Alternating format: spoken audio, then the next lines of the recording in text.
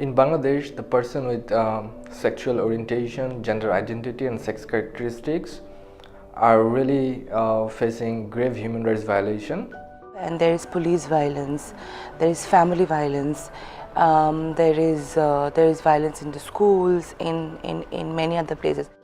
I think the issue with regards to trans murder and violence, I think that's one of the pressing issues as well. In our country, especially for the LGBTI topics, it's still a taboo and the people are treating like untouchable, and still they are facing many sexual and gender-based violence.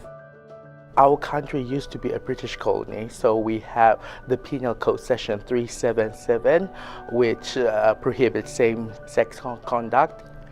This is a huge barrier, this one, and then the other thing is also the practices of the law enforcement. In terms of arrest for trans people, for example, they will arrest trans people because of the so-called cross-dressing.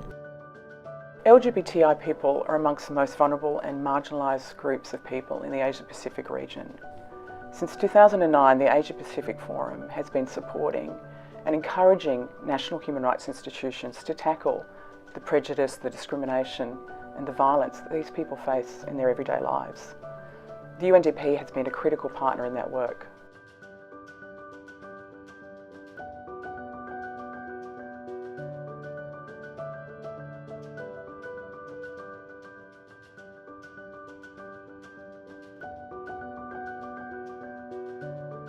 Is there anyone else here who's nervous about being pulled aside or searched because of their ID? So definitely I learned more things from here, because as in my life also this is a new issue for me. But when I participated here, I came to know a very bad story of this community, which really shocked me. Partnerships are vital to bring about change, and that's why our training program brings together representatives from national human rights institutions and civil society organisations to work together to give greater impact for the human rights of LGBTI people.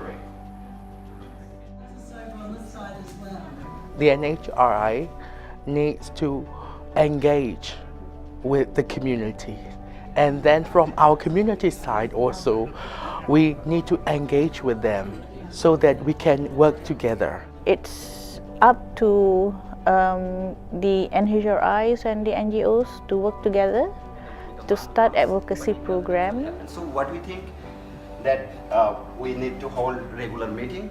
We wanted to create a space where people could come together to listen, to talk to each other, to think up practical measures in which they can affect change.